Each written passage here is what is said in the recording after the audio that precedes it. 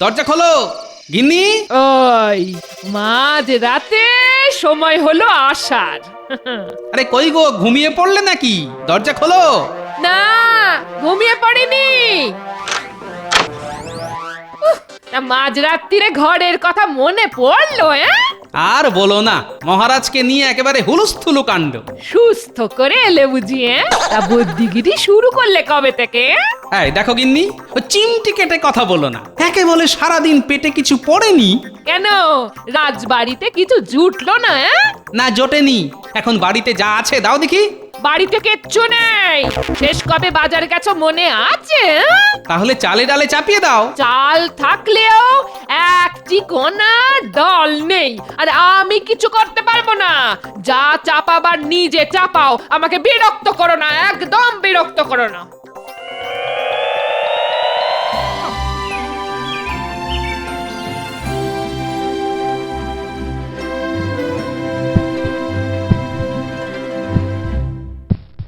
বলি কি হলোটা কি? তখন থেকে হাতটা ধরে বসে আছো কেন? নারী কখনো চঞ্চল, আবার আবার কখনো ধীর।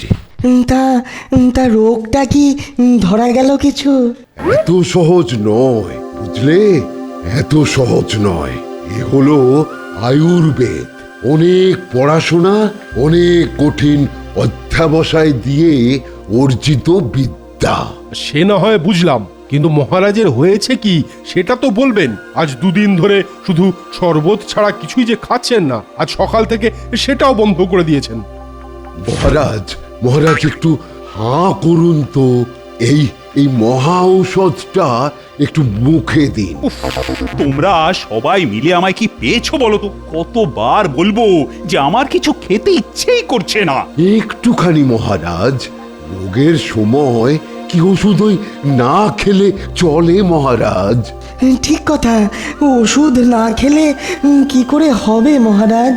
শুধু ওষুধে কি হবে? খাবার তো কিছুই খাচ্ছেন না। এরকম চলতে থাকলে তো আর দুটো দিন যেতে দাও।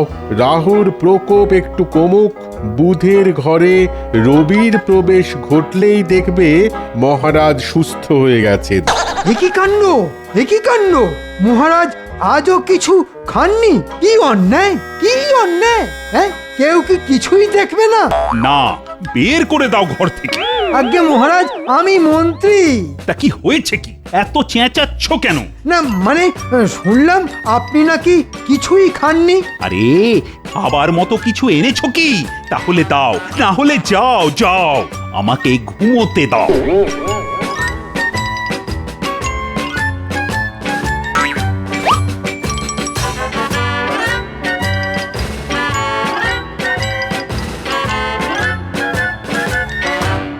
কি হলো রে?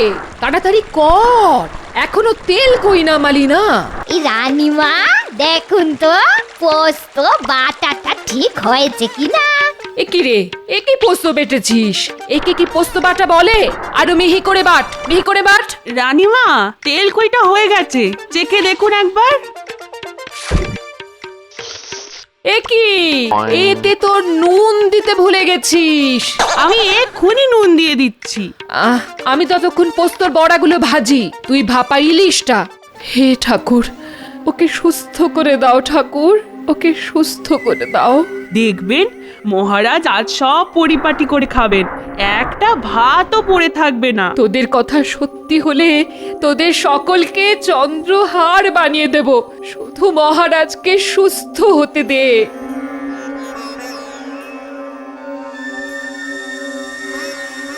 মহারাজ, আপনার পাচন খাবার সময় হয়ে গেছে। এবার তো একটু উঠতে হয়। তোমরা তো দেখছি আমাকে পাগল করে ছাড়বে। না না মহারাজ, না। আমি থাকতে আপনার আপনার কোনো ভয় নেই। শুধু শুধু এটা খেন।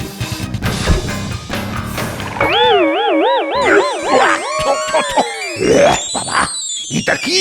এটা অপর্থ ওষুধ মহারাজ, আমি নিজে হাতে বানিয়েছি।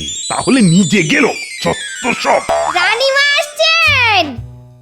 আসুন রানীমা, আসুন। মহারাজ এখন কেমন বোধ করছেন? ভালো ভালো। আজ আমি নিজের হাতে আপনার জন্য রান্না করেছি। দেখুন তো কেমন হয়েছে। তুমি আবার রান্নাঘরে কষ্ট করতে গেলে কেন? তা বললে কি হয়, আপনার জন্য রান্না করব, তাতে আবার কষ্ট কিসের?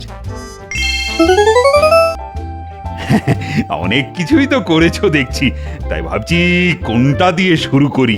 এই তো পোস্তর বড়া দিয়ে আমি নিজের হাতে। এটা কি হয়েছে? কি হয়েছে? না না না, এটা আমি খাবোই না। তাহলে তেল কইটা খাও। হ্যাঁ, ছোটবেলায় মায়ের হাতের সেই তেল কই। কি হলো, এমন করছেন কেন? এটা তো মুখেই দেওয়া যাচ্ছে না, ফেলে দাও ফেলে দাও। ঠিক আছে ঠিক আছে, তাহলে একটু ভাপা ইলিশ দিয়ে ভাত খান, গঙ্গার টাটকা মাছ।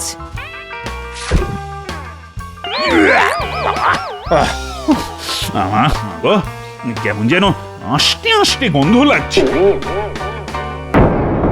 ওকে ওকে খান। ওকে উঠে পড়ছেন কেন? কিছুই তো খেলেন না, এত কষ্ট করে রান্না করলাম তবু।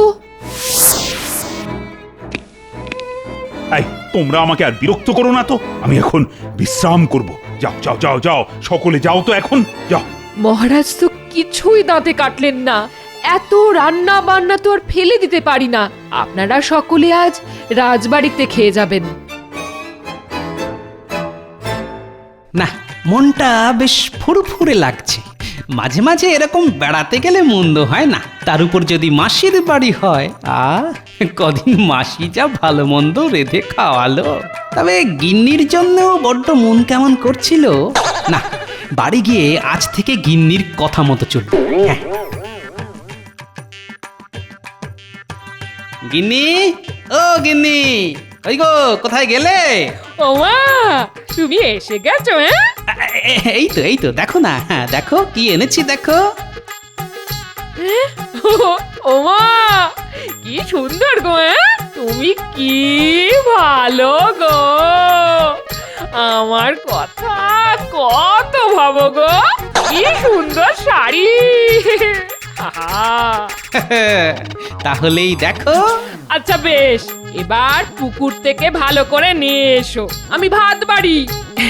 তবে হ্যাঁ, এরপর কদিন আর রাজবাড়ি যাওয়ার নামটিও করতে পারবে না বলে দিলাম। হ্যাঁ, ঘরে বসে খাও দাও, বিশ্রাম নাও। তাই হবে গিন্নি।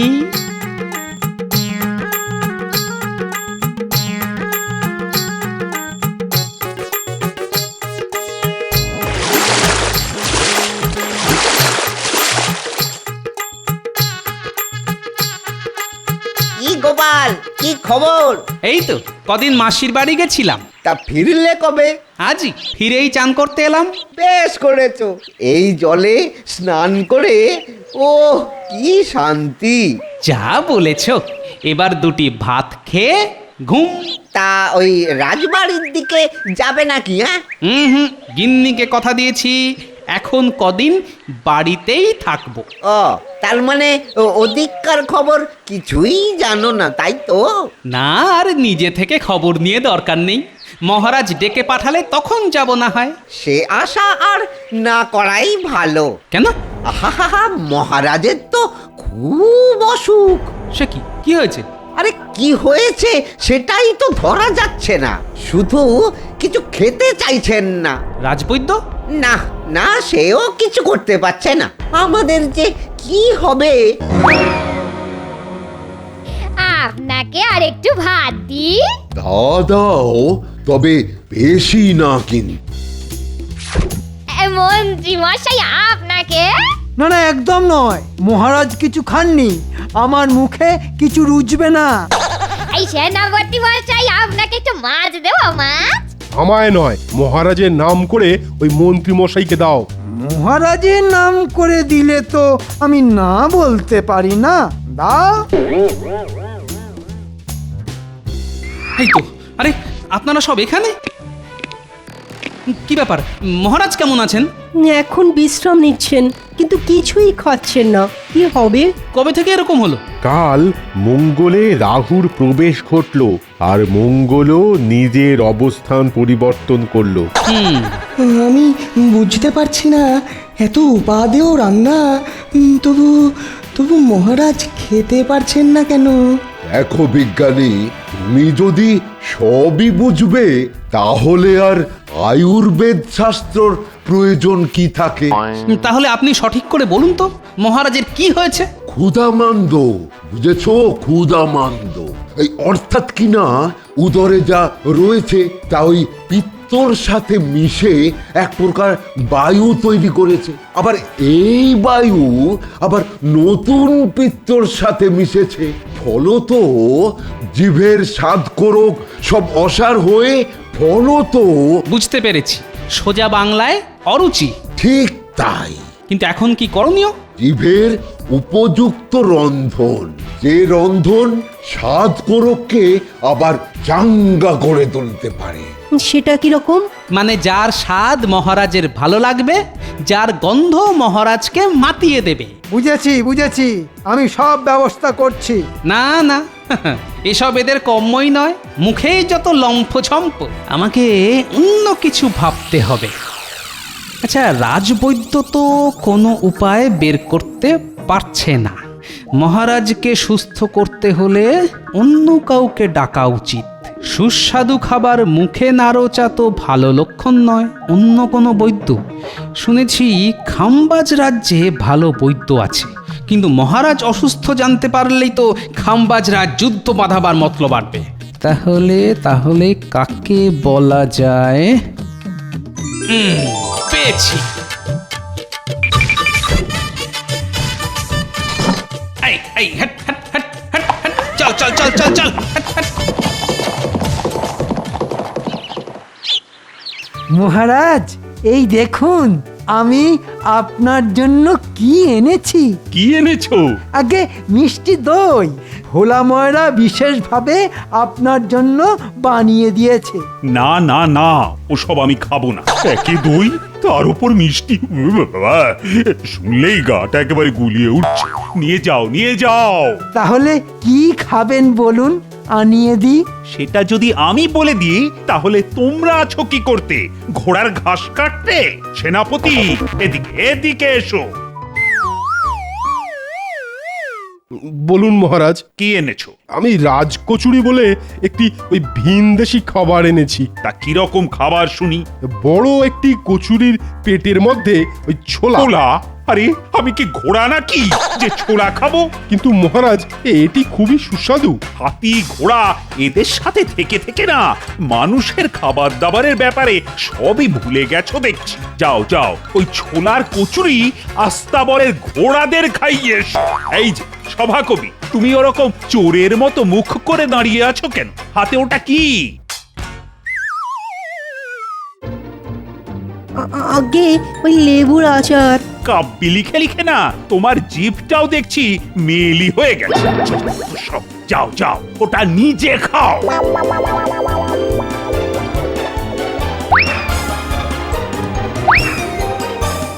মহারাজ মহারাজ, এই যে গোপাল, বলি এই তোমার সময় হলো আমার কাছে আসার? আগে একটু দেরি হয়ে গেল মহারাজ। কত যেন রোজ তাড়াতাড়ি আসে। মুর্শিদাবাদ থেকে একেবারে হাকিম সাহেবকে নিয়ে এলাম। এই রে, এটা তো মাথায় আসেনি। ইস, সালাম মহারাজ। তবে একে নিয়ে আসা বলে না, উড়িয়ে আনা বলে। উড়ি বাবা, ঘোড়ায় চাপার উমর আমার আর নেই। কলজে হাড় যে একেবারে বেরিয়ে আসেনি, সেটাই আল্লাহর মেহরবানি। নবাব, নবাব আপনার জন্য দোয়া করেছেন। নবাবকে আমার ধন্যবাদ, কিন্তু আমার যে কি হয়েছে এরা তো কিছুই বলতে পারছে না। কই, কোথায় হাকিম সাহেব? কোথায়? এই তো রানীমা, উনি এখানে। বলুন তো মহারাজের কি হয়েছে বলুন। সবর করুন, আগে একটু পরখ করে নি। দেখি মহারাজ, আপনার ওই পেটটা। ওরে বাবা, ভীষণ ব্যথা লাগছে যে। ও ওরে বাবা, বাবারে ওরে মানে পেট টিপে একেবারে মেরে ফেললে রে। উমা উমা, মহারাজ অমন করছেন কেন? অমন করছেন কেন? ও গোপাল, এবার কি হবে? আহা রানীমা, আপনি শান্ত হন। হাকিম সাহেব, কি বুঝলেন বলুন তো? যকৃত একেবারে বরবাদ হয়ে গেছে। বহুত বুড়া হাল মহারাজ। হে আমার কি সর্বনাশ হলো গো! আ, আ, আ, আ, আ, আ। এ তো মহা মুশকিলে পড়া গেল। মহারাজ তেতো পাচনও খাচ্ছেন না। পেঁপে সেদ্ধ ছুঁড়ে ফেলে দিয়েছেন। না খেয়ে খেয়ে নারী কিন্তু দুর্বল হয়ে যাচ্ছে ধীরে ধীরে। আমি এখনই পুরস্কার ঘোষণা করে দিচ্ছি, যে মহারাজকে খাওয়াতে পারবে সে সহস্র মোহর পাবে। তাই করুন, তাতে যদি কাজ হয়। ওই গো, দরজা খোলো। গিন্নি, ওই মাঝ রাতে সময় হলো আসার। আরে কই গো, ঘুমিয়ে পড়লে নাকি? দরজা খোলো। না, ঘুমিয়ে পড়িনি। মাঝরাত্রিরে ঘরের কথা মনে পড়লো। আর বলো না, মহারাজকে নিয়ে একেবারে হুলুস্থুলু কাণ্ড। সুস্থ করে এলে বুঝিয়ে, তা বুদ্ধিগিরি শুরু করলে কবে থেকে? এই দেখো গিন্নি, ও চিমটি কেটে কথা বলো না। একে বলে সারাদিন পেটে কিছু পড়েনি। কেন, রাজবাড়িতে কিছু জুটলো না? না জোটেনি। এখন বাড়িতে যা আছে দাও দেখি। বাড়িতে কিচ্ছু নেই। শেষ কবে বাজার গেছো মনে আছে? তাহলে চালে ডালে চাপিয়ে দাও। চাল থাকলেও এক চিকোনা দল নেই, আর আমি কিছু করতে পারবো না। যা চাপাবার নিজে চাপাও, আমাকে বিরক্ত করো না, একদম বিরক্ত করো না। কি কপাল করে একখানা বউ পেয়েছি। সারাদিনের শেষে বাড়িতে এসে এখন হাত পুড়িয়ে রান্না করো। সন্ন্যাসী হয়ে চলে যাব, যেদিকে দু চোখ যায় চলে যাব। উফ, এসব কি আর পুরুষ মানুষের কর্ম? না, এই এই বেগুন পোড়াটা আগে ভালো করে মাখি। এই তেঁতুল দিয়েই মাখি না হয়। হ্যাঁ, সঙ্গে নুন, লঙ্কা আর কাঁচা পেঁয়াজ। হ্যাঁ, খিদের মুখে পেটে কিছু পড়লেই হলো।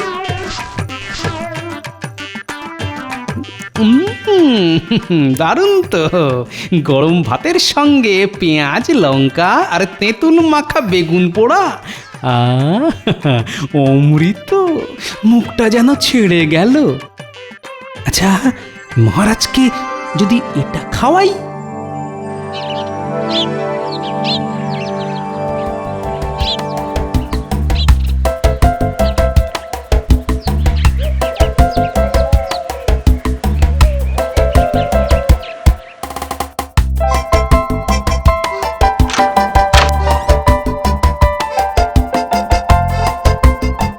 মহারাজ, মহারাজ, উঠুন উঠুন উঠুন উঠুন। কি হয়েছে? কি হয়েছে? আপনার রোগের মানে অরুচির ওষুধ পাওয়া গেছে। কি? কোথায়? কি ওষুধ? আগে সে আপনাকে একটু কষ্ট করে যেতে হবে। নিজে হাতে ওষুধ তৈরি না করলে এর ফল পাওয়া যাবে না। তা চলো চলো চলো, কোথায় যেতে হবে? পালকি না ঘোড়া, কিসে যাব? আগে পদব্রজে।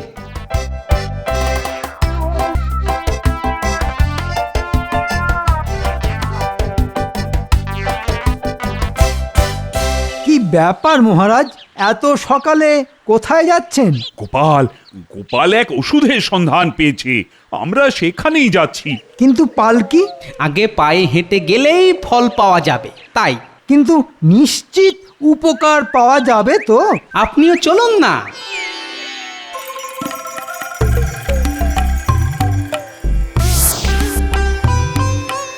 ওষুধের কথা তুমি জানলে কেমন করে গোপাল?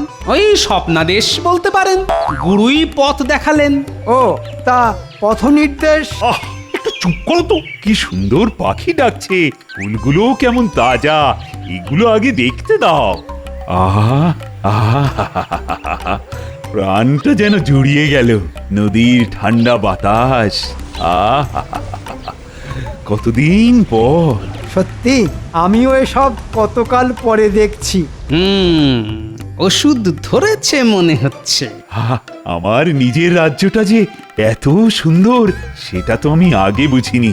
বৃথাই প্রাসাদে বসে থাকি। প্রাতভ্রমণ স্বাস্থ্যের জন্য ভালো। মনের জন্য ভালো না। এবার থেকে রোজ আমি ভোরবেলা বেরোবো। ভোর আর নেই মহারাজ, সূর্যদেব মাথার ওপর জল জল করছেন। হ্যাঁ, অনেক দূর এলাম বটে। তা তোমার সেই ওষুধ আর কত দূর গোপাল? এই তো আমরা এসে গেছি। কই, কোথায় ওষুধ? আমি এনে দিচ্ছি। কোন গাছ? অযথাই ব্যস্ত হচ্ছেন মন্ত্রী মশাই। আমরা কেউ কিছু করে দিলে ফল হবে না, মহারাজকে নিজে হাতেই সব করতে হবে। দাদু আমরা এসে গেছি। আর যা আনতে বলেছিলাম তাও নিয়ে এসেছি। কেউ জানতে পারেনি তো? না না, কেউ জানতে পারেনি। তুমি কি আমাদের অতই কাঁচা ভাবো নাকি? না না, তোদের উপর আমার যথেষ্ট ভরসা আছে। বলো বলো, কি করতে হবে?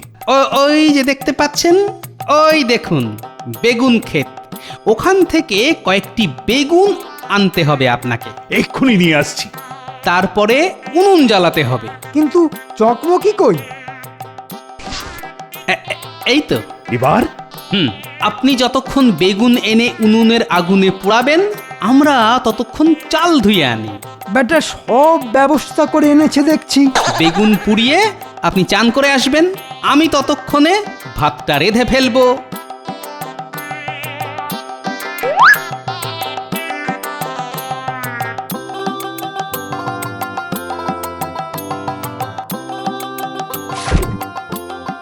আহ, শান্তি শান্তি, অপার শান্তি। নদীর জলে জাদু আছে বলতে হবে। অনেকদিন পর কেমন খিদে খিদে পাচ্ছে। আয়োজন তো রয়েছে, নুন, তেল, লঙ্কা, কুচনো পেঁয়াজ, এগুলো দিয়ে বেগুনটা মেখে ফেলুন। তারপরে গরম গরম ভাতে মেখে খান।